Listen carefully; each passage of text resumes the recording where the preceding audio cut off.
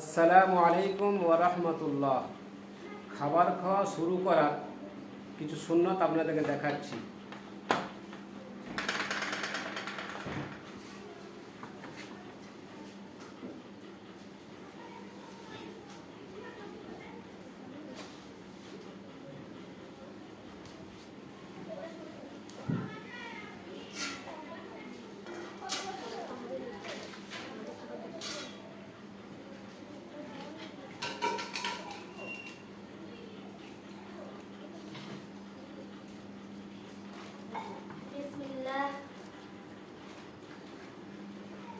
আপনার লাস্ট একটা সুন্নত তরিকা দেখলেন তো, একটা সুন্নত বাঁচিয়ে রাখলে কিয়ামতের মাঠে বহু লাভ হবে।